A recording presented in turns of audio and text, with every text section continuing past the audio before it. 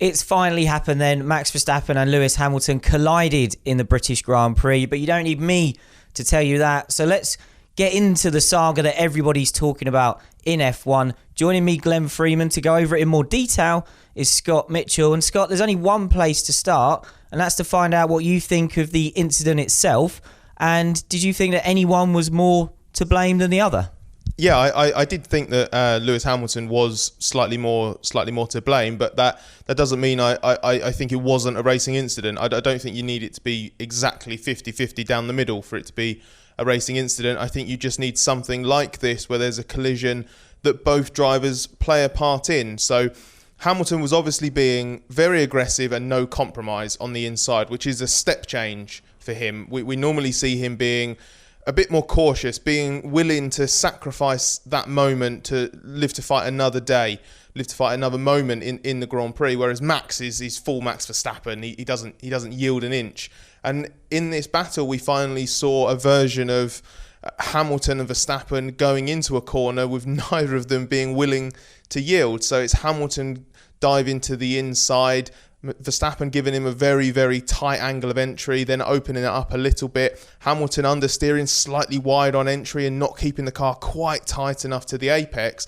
And then because Max is only giving just about enough room to Hamilton straying millimetres off his line, okay, it was probably a bit more than that in reality in the end, creates a situation where their lines converge, they make contact, and that massive crash is the result of it.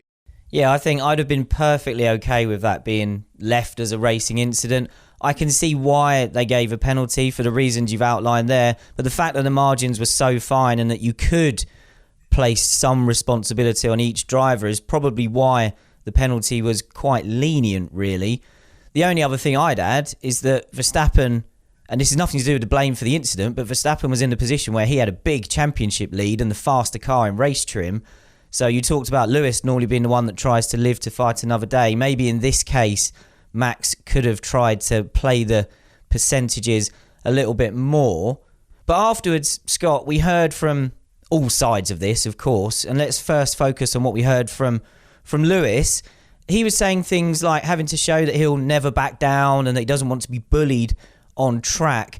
Given what he was saying and what you've said there about how he raced differently this time and what we've seen when these two have been on track together earlier this season, do you think Lewis was perhaps trying to prove a point to Max? I think that's a fair interpretation of it. I think there was coming a time in this battle where Hamilton wasn't going to back down, and he obviously decided that here and now is when he took that stand. There are many factors that created it. This wasn't an isolated incident in a Grand Prix. It wasn't specifically to these circumstances in this race. There was so much backdrop to it. Going back to the races where Hamilton has had to move out the way to avoid a collision. The start of the Spanish Grand Prix on the opening lap at Barcelona is the best example of that, because Max Verstappen sent an aggressive move down the inside, and if Hamilton hadn't adjusted his line and moved out of the way, there would have been a collision there. That was where they had a step change in their dynamic, because before then we'd had the tiny bit of contact at Imola, for example. We'd had Hamilton crowding Verstappen a little bit in Portugal, but Spain was the first time where there was potentially a bigger impact in the offing, and someone, in that case Lewis, had to take evasive action. Now, a few races later, Hamilton knows he's got a bigger points deficit, and in the sprint race at Silverstone, the first one of those that we saw, he couldn't get past Verstappen on the opening lap after losing the lead, and he watched Max drive away a couple of seconds from him and then win quite comfortably. So it wasn't desperate like Christian Horner, the Red Bull team boss, suggested, but it was a proper, I need to take a stand in this moment because this is probably my best moment to win this race. So Hamilton has decided to take that position. Now, when he does that, Max needs to be the one that says, okay, well, maybe this time I'm the one that's going to yield. Max isn't that kind of driver. He isn't actually obligated to do that either. So both of these drivers go into the corner. They're both able to avoid it. Neither chooses to do so. Max, we know that that's just the way he races. No compromises. Hamilton, it was a little bit different. So I think on this occasion, he's decided, no, Max is too aggressive. Max makes other drivers avoid an incident with him. I'm not going to be intimidated like that. I'm not going to be bullied into submission. And it's not that Hamilton deliberately crashed. I think there's a subtle and important difference, which is that this time Hamilton wasn't particularly concerned if he wasn't the one that didn't avoid the crash, if that makes sense. Yeah, it does. And we've seen this through F1 history as well. When you look at the major rivalries and the rivals that have collided on track, there's often a narrative of one driver, rightly or wrongly, feeling that they are normally the one who has to move out of the way or who gets pushed aside or feels that their opponent is the one who's too aggressive. And it's when they decide they're going to stand their ground that we get the collision. And Hamilton has been on the other side of that, you could say, in the past. Certainly Nico Rosberg felt that at some point he needed to take a stand against Lewis. It doesn't mean the driver who we perhaps view as the usual aggressor has done anything wrong, but maybe they've just been more willing to push to the absolute limits. Now, you mentioned the Red Bull reaction a little bit there. Just checking my notes, we had words from the Red Bull side. We heard them talking about perhaps Lewis should get a race ban for this. There were phrases like dirty driving, desperate, dangerous. And then, of course, Max said it was disrespectful from Lewis to be celebrating in the way that he did when his rival had ended up in hospital because of their collision. How do you think Red Bull handled this? Of course, it was understandable they were going to be angry. But what did you make of the way they conveyed that anger? I thought that the most understandable element of it was obviously the Verstappen position. I said after the race that if that had been me, obviously I'd be nowhere near the lead of a Grand Prix, but if I was in a position where that kind of incident happened to me, I'd be furious. I'd be adamant it's the other driver's fault. I'd be livid with the fact that he only got a 10-second penalty, whereas I've crashed out of the race and I'm on my way to hospital, and I'd feel cheated. I'd want more of a repercussion. And I understand why people in the team would feel that way as well, because all of this effort has gone in to putting Verstappen in a position where he is leading the championship, and Hamilton does have to make this kind of aggressive pass to try and do something about it. And you've just watched your driver get flung into the barriers at incredibly high speed and force. So I understand all of that. I think it went too far with it started to get portrayed as if Hamilton had done it on purpose or done something ridiculous, something amateurish is the Horner called it an amateur move. He called it dangerous. He said that Lewis is so experienced, he should know you shouldn't put a wheel up the inside of someone at Copse. Well, first of all, it was more than a wheel. It wasn't like Hamilton lunged from distance. Copse isn't a braking zone. So Hamilton hasn't come from 10 car lengths back, sent one down the inside and wiped Max out. There was a point where he was fully alongside. So Red Bull and Max need to accept that. But the other part of it as well is they don't get to decide where's an overtaking spot on the circuit. We have seen passes made at Copse early in the race, middle of the race, late of the race, in various different categories, including Formula One. It's actually not that uncommon, especially when you've got a mega run out of Luffield. So the initial response, the initial anger, whatever you say in the heat of the moment, I think that's fine. The fact that it then got continued and there was no relent, there was suggestions of a race ban for Hamilton and things like this, I thought that was too far. And the thing that was the most abhorrent element of it all, and this isn't necessarily a direct result of what Red Bull were doing, and so I'm not saying that Red Bull triggered this or that they fanned the flames.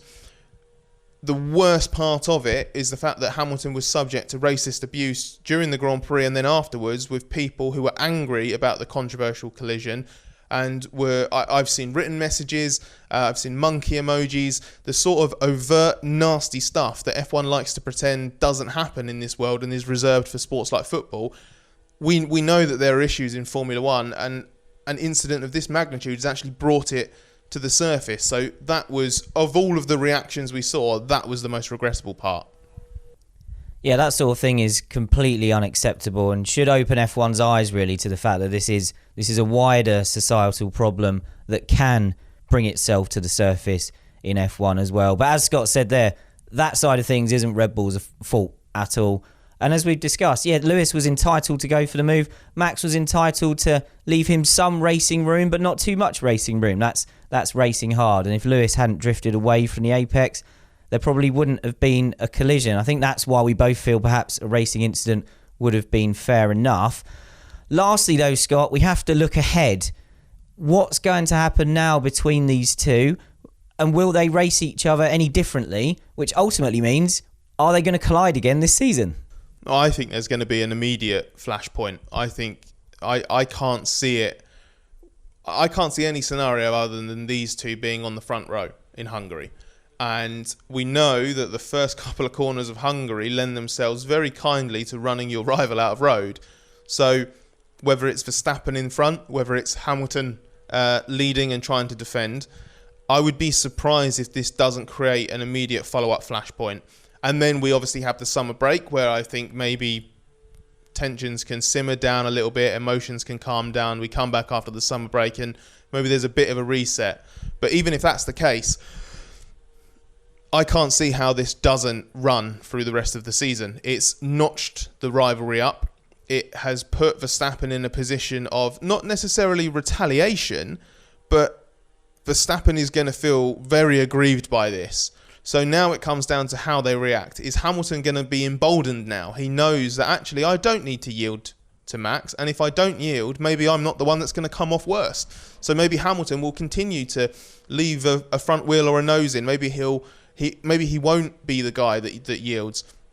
Maybe Max will look at this and say, okay, I had a 33-point lead or whatever it was. I should have been willing to give more, maybe an extra half a car's width just to be safe. Or he might turn around and say, no, I'm not having this. He's had me off. I'm standing my ground absolutely 100% in the future because I'm not going to be the one that's intimidated. These things have repercussions in a fight like this. I hope it doesn't end in another high-speed crash because that's always scary. And the main thing is that Max did walk away okay, just shaken up. But it just adds an extra dimension to a title fight that's already absolutely fascinating. And when we get to Hungary, when we get to Belgium and all the other races, you're going to start every Grand Prix wondering if this is going to explode again. And regardless of all the other nasty stuff around it, that specifically is excellent for F1 and the sort of title fight we've been missing for a long time. Yeah, this kind of two-team battle is going to be fascinating. It already was. So make sure you're subscribed to our channel if you're not already, so you don't miss anything that we have to say and to tell you about the rest of this season. And please debate this incident and what we've discussed and what your own opinions are in the comments.